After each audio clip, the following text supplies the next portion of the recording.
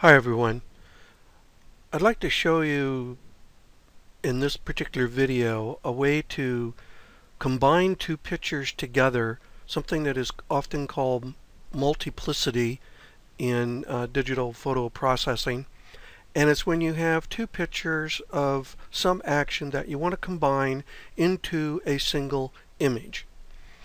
And a great example of this is some kind of an athletic event where you're trying to get a golf swing recorded, or someone at bat, or in the case that we'll be using here is kicking a soccer ball. Won't really go in too much into how to take the pictures, except to say that I put my camera, when I get ready to take such pictures, I put it on a burst mode, and I take at 8 frames per second, which is the maximum my camera can take. However, I think it actually works better if you use your camera in a continuous burst mode at something more in the order of about 3 to 4 frames a second, which is what most cameras can do. Now we're going to start off the demonstration with first showing you the end result. And I'm in Photoshop Elements 11. I'm in the organizer, and I'm looking at the media window, looking at all of my media, as I usually do when whenever I begin a photo editing session. Here is the picture that I end up with at the end of this demonstration, and we'll press F11 to show it full screen just to get the idea. As you can see, the soccer player here is actually only 2 photos I used here, one before kicking the ball and one just after kicking the ball. And we'll talk about that a bit in a minute. But if we were to zoom in here, and I will, zoom in and zoom down here to where we can see, notice that there's basically perfect superposition of the little girl as she's kicking the ball. I didn't make selections to make this happen. I used actually the Photomerge Panorama capability of Elements, Photoshop Elements. It's been in the program for a number of versions now, maybe going all the way back to version 3 or 4.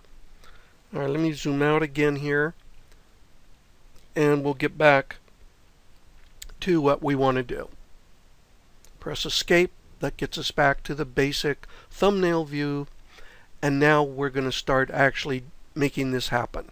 The 2 pictures I'm going to use were right here, 2755 and 2757.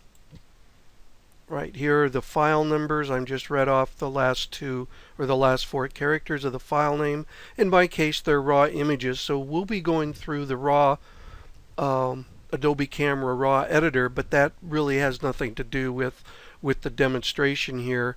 You could certainly start with JPEG images. I just happen to shoot raw, and that's why we'll be going through the raw filter first, or the raw editor first. Okay, so I've selected the 2 pictures that I want to use, and you could use more, but I'm just making it simple here, and hopefully won't get too messed up as we do this. Okay, first thing we want to do, we're going to, as I said, we're going to use the Photomerge Panorama, and in version 11 we get to that by clicking on Edit on the menu bar, sliding down to where it says Photomerge, and then sliding over through the several Photomerge capabilities that Elements has, down to where it says Photomerge Panorama, and we click. Now, as I said, these pictures are going to open up first in Adobe Camera Raw, and we are just going to kind of slide right through that because we really don't need to do anything with these particular pictures in that pre-editor, if you will. Now, what Elements does, when you've selected 2 pictures, it stacks them up here on the left-hand side in the Adobe Camera Raw editor. And that way then you can edit them the same if you choose to and sync the editing to a particular picture that you start with. Well, we're not going to edit them here, but I will select, make sure that both pictures are selected. I've put I've control clicked on the second picture. Now they're both highlighted, and down here in the lower right hand corner it would normally say open image, but now it's saying open images because I have two selected. So I'm going to click there. Remember, we started this off by using Photomerge Panorama. By the way, here's a dialog box I'll get rid of. It'll go away in a second. And this is the standard Photomerge Panorama dialog box that comes up. Now, normally I stay up here with auto. For the purposes of what I'm doing here, though, how I'm making use of this has nothing to do with the panorama. I'm just making use of the technology that is working behind the scenes.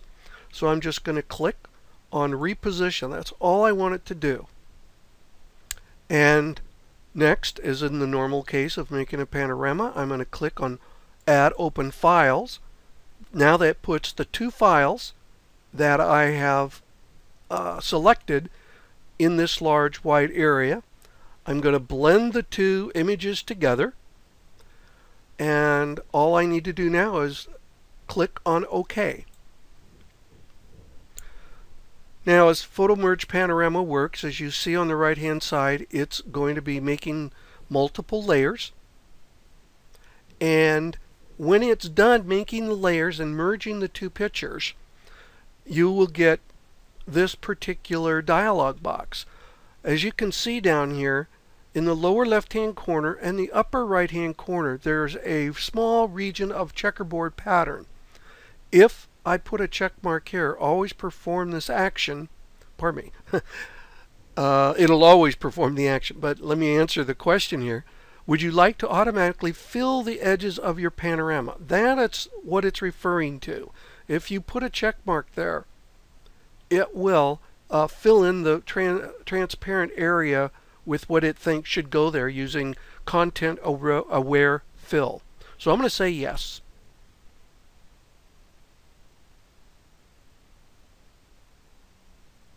Now notice our picture is darn near done. We've got the two pictures of the same girl just before she kicks the ball and just after she kicks the ball. But the ball that was in one of the pictures is no longer to be seen. And that's where it gets just a little bit hard to do this. When I say a little bit, I literally mean only a little bit.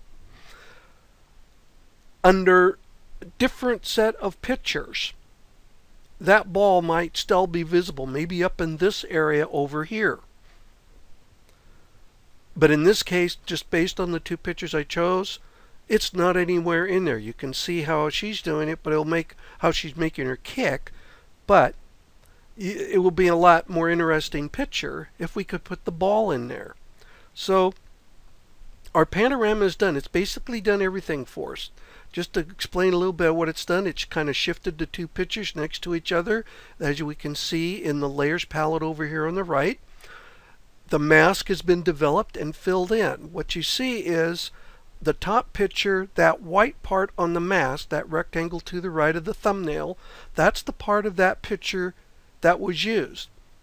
And on the bottom picture, the white part shows that part of the bottom picture that was used to make the composite, which is up here on layer 1.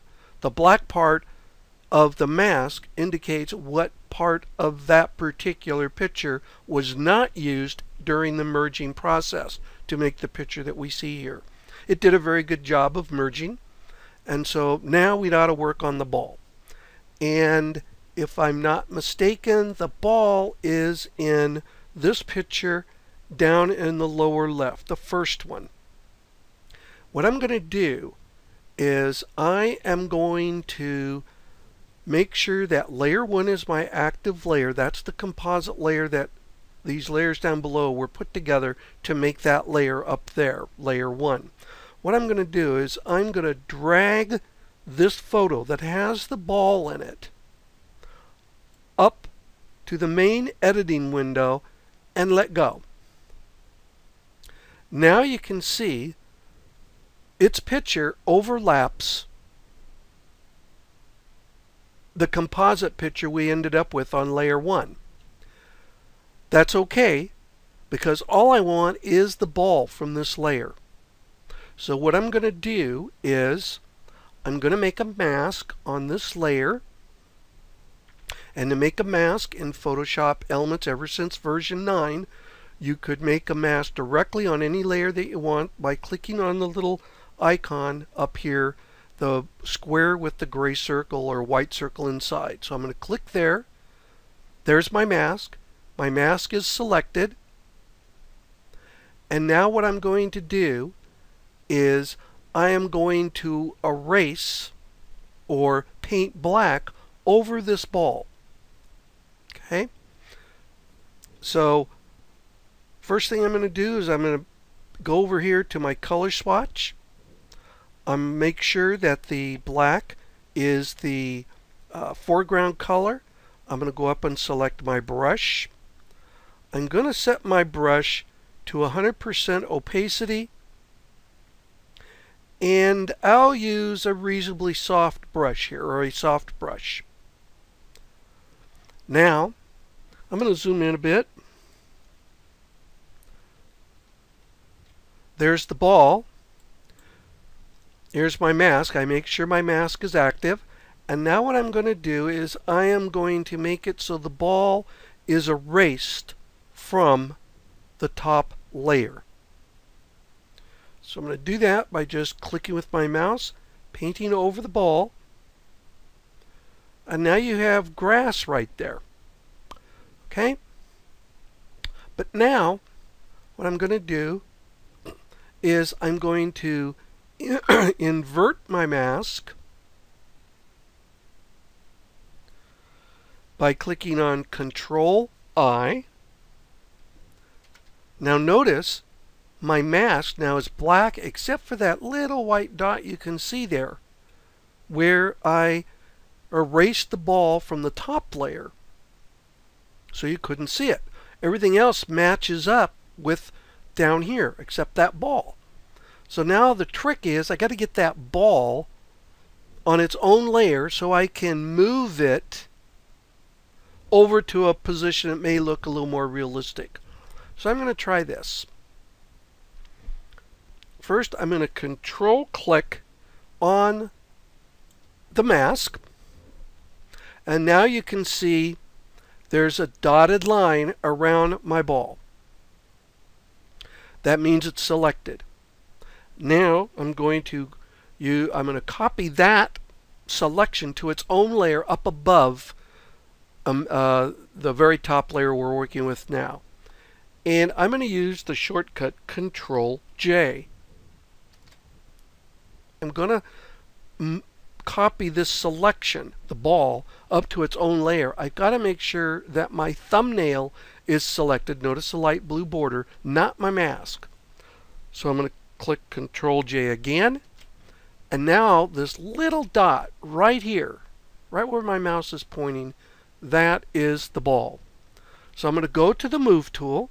That's the top tool over in the toolbar or the toolbox.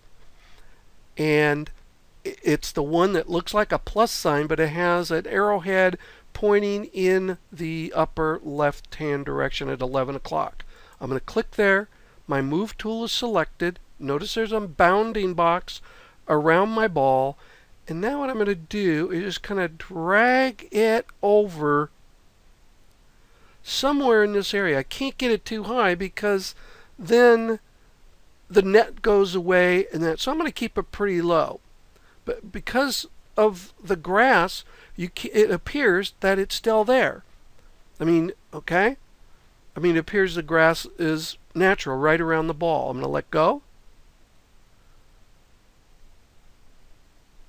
And now I will turn off that layer that the ball came from, and only now on the first layer, there's the ball, that little dot there. There's it shown here. Let me go to another tool. And I pretty much just made the picture that we started off with. And the hardest part of doing it was moving the ball. If another set of pictures, I might very well have been able to just simply make a panorama using the photo merge and just select the reposition option, and I would have been done. In fact, let's go ahead and crop the image here. I'm going to use Control-0 to fill the screen in those larger pictures I can make and still be within this main editing window. I'm going to go up and select the crop tool, which is down here in the lower part of the toolbox, the square with didn't stop drawing a square at the corners. Select it, no restriction, and now I'll just crop the image in any way that I want in terms of making a nice pleasing image with regards to proper composition, getting rid of some of the extraneous background, that sort of thing. So I'm going to click on the green check mark. That completes my crop, and that's my picture. Now you can do more than 2 pictures, and I would suggest, as I said before, putting your camera on burst mode. Don't pan with your movement. Try to keep your camera focused at the, say in this case, the point of impact, and maybe a little bit to the right, so that that's all in your scene, and just take multiple pictures, depending on how much you want of the action. So that's basically how to do it. The last thing I'd have to do here, if I wanted to save it the way I normally do, I would click on Image, pardon me, I would click on Layer, Flatten Image, and I would discard any hidden layers, which is that one that I brought in just to capture the ball from. So I'm going to click OK, and now I would save this in the normal save command, and I normally save as a JPEG if I know I'm not going to do any editing. If I needed to do any photo editing or in terms of brightness, contrast, and color, I would do it after I've merged the pictures together. That's my normal practice after when I do a photo merge panorama, is put the panorama together, then edit it. Okay, well, this concludes the demonstration. If you want to see more demonstrations and tutorials, please check out my website and related blog at www.dons-digital-photo-corner.com. Long website, but if you just forget about the dashes, throw all that together with dashes and the words, you should have it. Okay, well, until next time, thanks for watching, and we'll see you again.